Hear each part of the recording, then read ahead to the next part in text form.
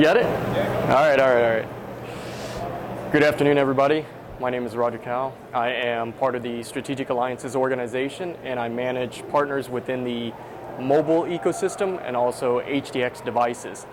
Today, I'm joined with our partner engineering manager, Joanna Farley, who's out of our UK team, and she'll be talking to you about the technical aspects of our HDX SOC program.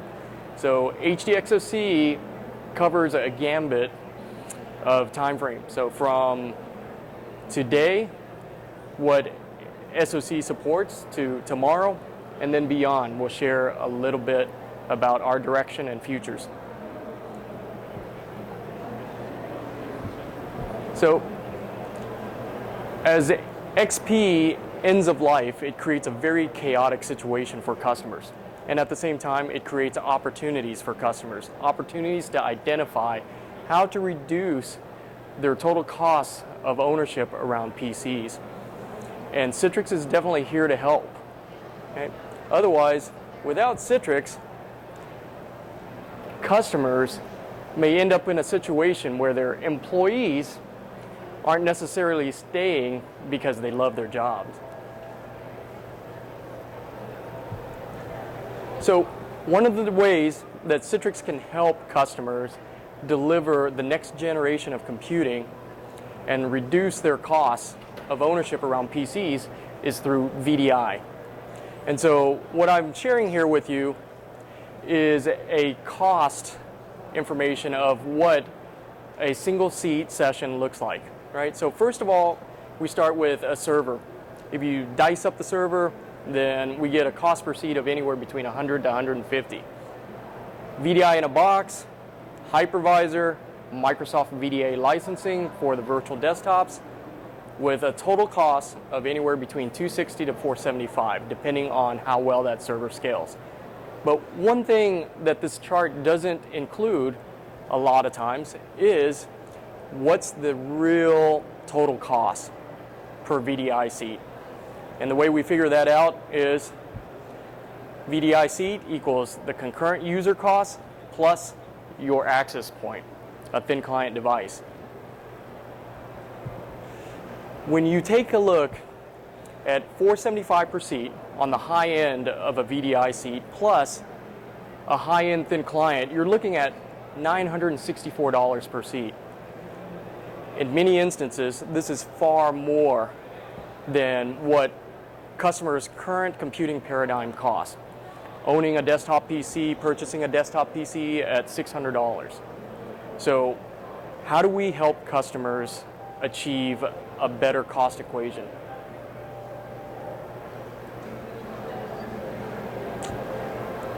So that's where we introduce HDX SOC, and for that, I will pass it to my partner, Joanna.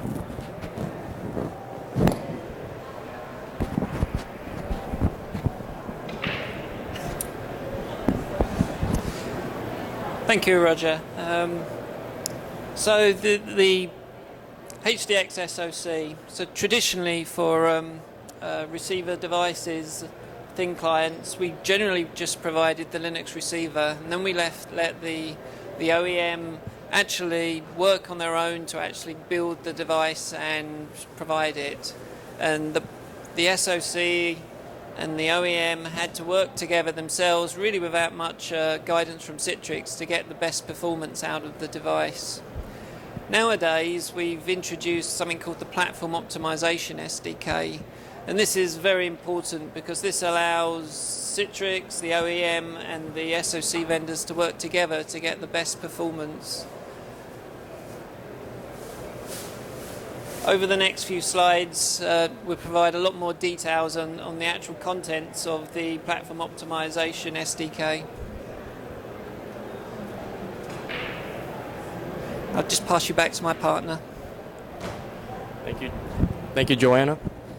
So let's take a look at what are the drivers around HDX SOC. Why should customers care, right? It helps customers accelerate VDI adoption. And so it enables things such as low-cost computing devices. After all, we're talking about endpoints that are connecting to Citrix HDX sessions, devices that consume far less energy, and leveraging some of our technology partners allows them to take devices quicker to market. It delivers HDX experiences, so it empowers customers with the richness of the HDX technologies.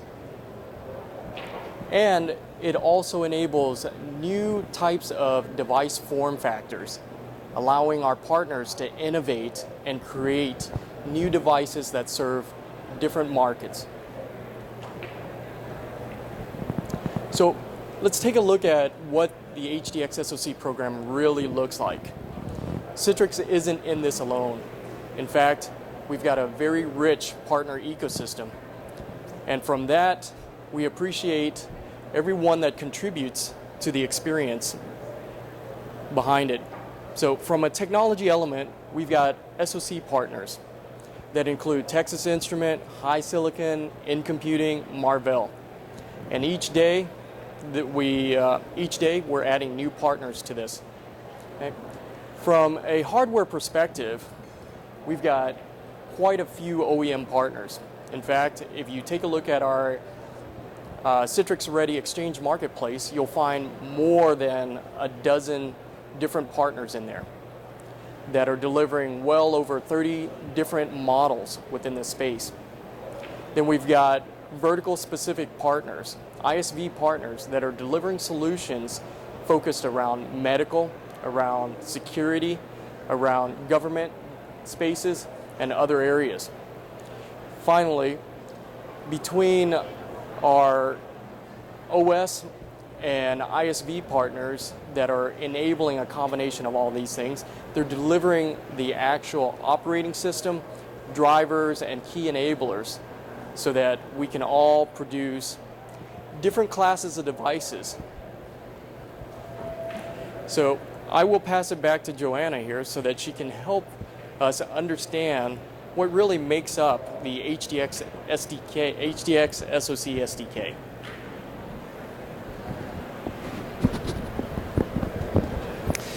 Okay, so the platform optimization SDK was a big part of our Citrix receiver 13.0.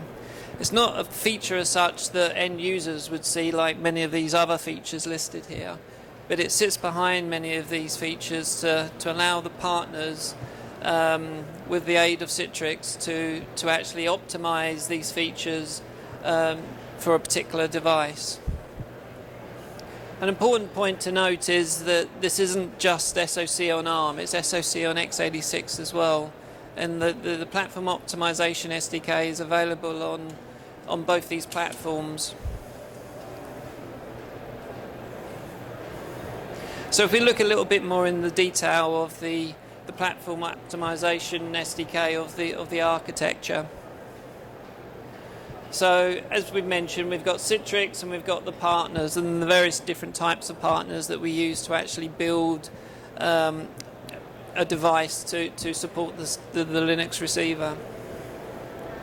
So first off, there's Citrix. We provide the receiver that's got HDX launch and HDX core engine capabilities.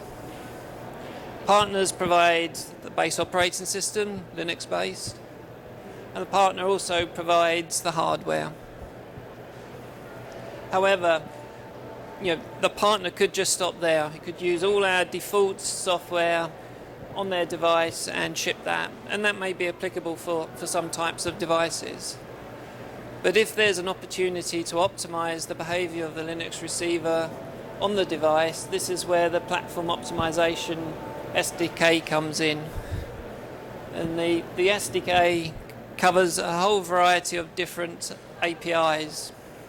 So JPEG decoding is very important for supporting graphics, especially on older servers. And so we've provided a set of APIs that allows the partners to replace our default software decoding capabilities for something that could hook into a device's hardware capabilities. So, the partner can provide a plugin based on the APIs that we define, However, it's not just JPEG that we're talking about here. Our newer servers with XenDesktop 7.x based support H.264, and we've provided an SDK that's capable for partners to hook into H.264 decoders. There's also the capability for certain types of devices with SOCs to use specific memory, and that can be quite important because when you're decoding the JPEG images or the H.264 images, sometimes it's more efficient to put it in specific types of memory straight away without actually having to copy it around from general purpose memory into hardware specific decoding memory. So we provide a set of APIs that will assist with that. Audio is another area where we provide capabilities to hook into the device's decoding or encoding capabilities. And there's a whole series of others for different types of features and capabilities.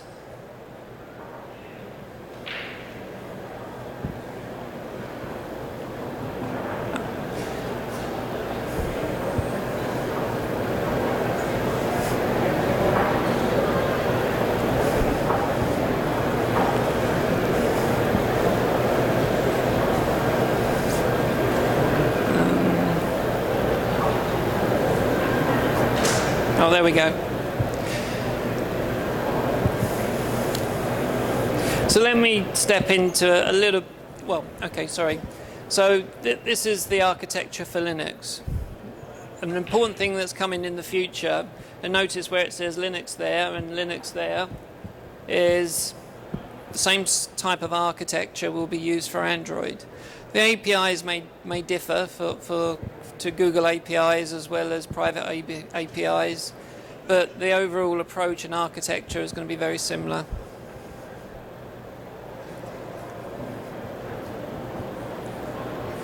So if I quickly step through a couple of options that we have here. So one of those APIs a set of APIs that we listed was H.264 decoding. And why would you want to use that, you ask? Well, you can use this to offload CPUs. On some classes of devices, the CPU isn't just the only hardware block that you can use to do work. There's often hardware blocks to do H.264 decoding that does it far more efficiently than running it on the CPU. And so this is an API that allows you to do that. And as it says there, you can optimize for the device capabilities. Another set of APIs that aren't so much optimization as in performance, but as in capability optimizations, is the graphic subsystems API. So some partners wish to deploy a very tightly embedded type solution that doesn't require the capabilities of a desktop X Windows based subsystem. So we got a set of APIs that allows partners to not have X, but could go directly to some other type of graphics, more lighter weight, or even directly to the frame buffer in the kernel.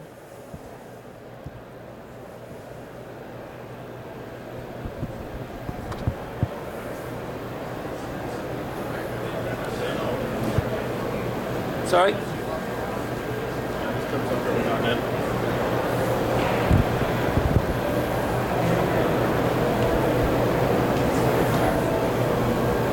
There you go. Thank you. So what I've got here is a video that briefly runs through some of the more detailed capabilities. There's no voiceover for this. It's just an introduction of the type of APIs and how they could be used.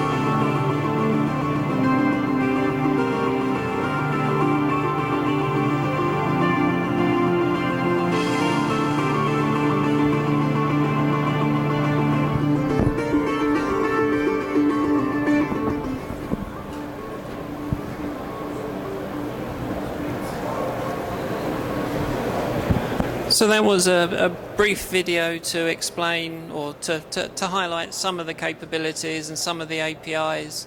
There's far too much information really to do in this short session, but I wanted to give you a sort of a brief overview really of some of the APIs and sort of seeing them in action and in use. I'll hand you back to Roger now, who can complete the presentation.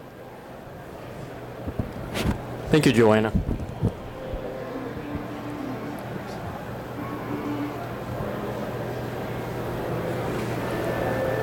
So for partners that are interested in more information around HDX SOC program, we've got a SOC Builder Community Forum that provides our partners information on how to develop SOC-based devices, some of our key technology partners in enabling them.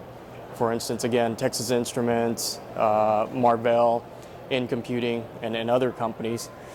And so this is a good place for you to start, not only for looking for information, but also signing up so that you get access to the team that's actively developing the program for us. And then finally, before you depart, we'd like to say, number one, thank you. And number two, we'd like to provide you with some links that would prove useful towards your investigation or development of HDX SOC devices. So we hope you find that this information is useful, and should you have any questions, please feel free to reach out to myself or Joanna. Thank you.